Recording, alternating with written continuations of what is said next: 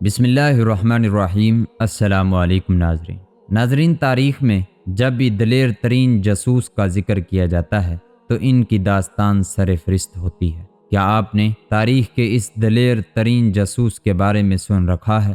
اگر نہیں سنا تو آئیے ہم سناتے ہیں۔ ناظرین، سیدنا سعد بن ابی وقاص رضی اللہ تعالیٰ عنہ نے 7 افراد لشکر فارس کے بارے میں معلومات اکٹھا کرنے کے لیے بھیجی اور انہیں حکم دیا کہ اگر ممکن ہو سکے تو اس لشکر کے ایک آدمی کو گرفتار کر کے لے آئیں۔ ناظرین، یہ 7 آدمی ابھی نکلے ہی تھے کہ اچانک انہوں نے دشمن کے لشکر کو سامنے پایا، جبکہ ان کا گمان یہ تھا کہ لشکر ابھی دور ہے۔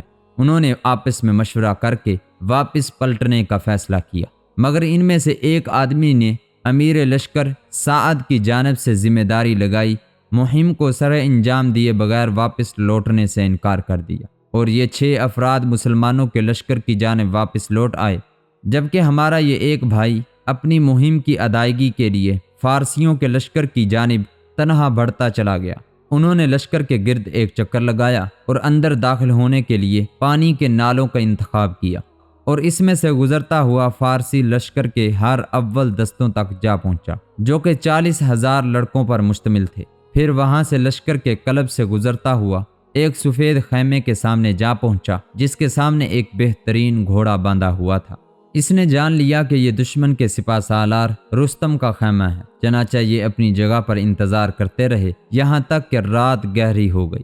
رات کا کافی حصہ چھا جانے پر یہ خیمے کی جانب گئے اور تلوار کے ذریعے خیمے کی رسیوں کو کاٹ ڈالا، جس کی وجہ سے خیمہ رستم اور خیمے میں موجود افراد پر گر پڑا۔ گھوڑے کی رسیاں کاٹیں اور گھوڑے پر سوار ہو کر نکل پڑے۔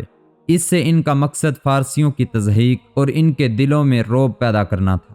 گھوڑا لے کر جب فرار ہوئے تو گھڑ سوار دستے نے ان کا پیچھا کیا۔ جب یہ دستہ قریب آتا تو گھوڑے کو دھڑا لیتے، اور جب دور ہو جاتا تو اپنی رفتار کم کر لیتے تاکہ وہ ان کے ساتھ آ ملیں، کیونکہ وہ چاہتے تھے کہ ان میں سے ایک کو دھوکے سے کھینچ کر سعد رضی اللہ تعالیٰ عنہ کے پاس ان کے حکم کے مطابق لے جائے۔ ناظرین، 3 سواروں کے علاوہ کوئی بھی ان کا پیچھا نہ کر سکا۔ انہوں نے ان میں سے 2 کو قتل کیا اور تیسرے کو گرفتار کر لیا۔ یہ سب کچھ تنہا انجام دیا۔ قیدی کو پکڑا، نیزہ اس کی پیٹھ کے ساتھ لگایا اور اسے اپنے آگے ہانکتے ہوئے مسلمانوں کے ماسکر جا پہنچے اور سعد بن ابی وقاص رضی اللہ تعالیٰ عنہ کی خدمت میں پیش کیا۔ فارسی کہنے لگا، مجھے جان کی امان دو، میں تم سے سچ بولوں گا۔ سعد رضی اللہ تعالیٰ عنہ کہنے لگے، تجھے امان دی جاتی ہے اور ہم وعدے کی پاسداری کرنے والی قوم ہیں، لیکن شرط یہ ہے کہ ہمارے ساتھ جھوٹ مت بولنا۔ پھر سعد رضی اللہ تعالیٰ عنہ نے کہا، ہمیں اپنی فوج کے بارے میں بتاؤ۔ فارسی انتہائی دہشت ناک کیفیت میں کہنے لگا، اپنے لشکر کے بارے میں بتانے سے قبل میں تمہیں تمہارے آدمی کے بارے میں بتاتا ہوں۔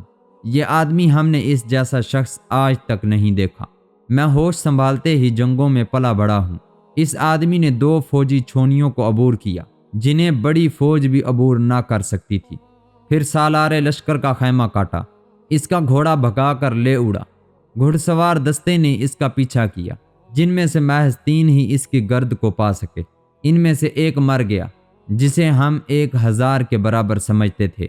پھر دوسرا مارا گیا، جو ہمارے نزدیک 1000 افراد کے برابر تھا، اور دونوں میرے چچا کے بیٹے تھے۔ میں نے اس کا پیچھا جاری رکھا اور ان دونوں مقتولین کے انتقام کی آگ سے میرا سینہ دہک رہا تھا۔ میرے علم میں فارس کا کوئی ایسا شخص نہیں جو قوت میں میرا مقابلہ کر سکے، اور جب میں اس سے ٹکرایا تو موت کو اپنے سر پر منڈلاتے دیکھا، چنانچہ میں نے امان طلب کر کے قیدی بننا قبول کر لیا۔ اور پھر وہ فارسی کہنے لگا، اگر تمہارے پاس اس جیسے اور افراد ہیں تو تمہیں کوئی بھی شکست سے دوچار نہیں کر سکتا۔ پھر اس فارسی نے اسلام قبول کر لیا۔